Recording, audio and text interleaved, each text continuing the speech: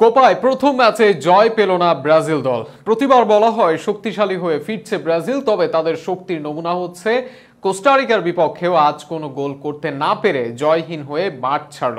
যেখানে তারা খেলবে আর্জেন্টিনা, মেক্সিকো, উরুগুয়ের বিপক্ষে, সেখানে এখন নকআউটে যাওয়াই কঠিন হয়ে যাবে ব্রাজিলের জন্য।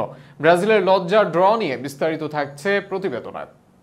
কোপা আমেরিকার শুরু হয়েছে প্রায় 5 দিন আগে, তবে আজই প্রথম মাঠে নেমেছে ব্রাজিল। অপেক্ষাকৃত দুর্বল কোস্টারিকার বিপক্ষে ম্যাচ, তাই তাদের উড়িয়ে দিতেই মাঠে নেমেছিলেন ভিনিরা। তবে তা আর হলো কই। নিজেদের প্রথম ম্যাচে আজ মাঠে নামে ব্রাজিল, প্রতিপক্ষ তুলনামূলক পিছিয়ে থাকা কোস্টারিকা, অথচ তাদের সঙ্গেই কোনো গোল করতে পারেননি ভিনিসিয়াসরা।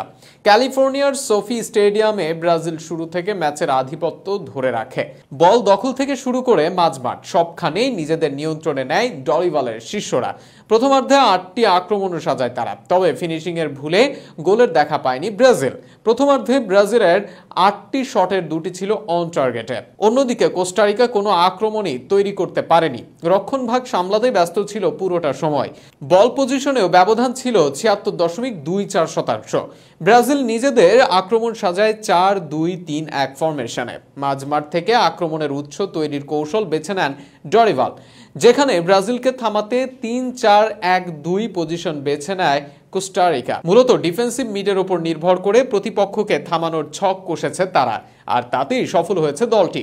প্রথমার্ধের সমতার শেষে ধরে নেওয়া হয়েছিল দ্বিতীয়ার্ধে নিজেদের সেরা রূপ দেখাবে ব্রাজিল, তবে তা আর হলো কই। একের পর এক গোল মিসের মহড়ায় সামিল হয়েছে ভিনি রদ্রিগোরা। শেষ পর্যন্ত দুই দল শারীরিকভাবে ঝগড়ায়ও জড়ায় বেশ কিছুবার, কিন্তু তাতে ম্যাচের উত্তেজনা বাড়লেও গোলের দেখা পায়নি কোনো দলই। ফলে গোলশূন্য সমতা নিয়েই মাঠ ছাড়ল সেলেসাওরা।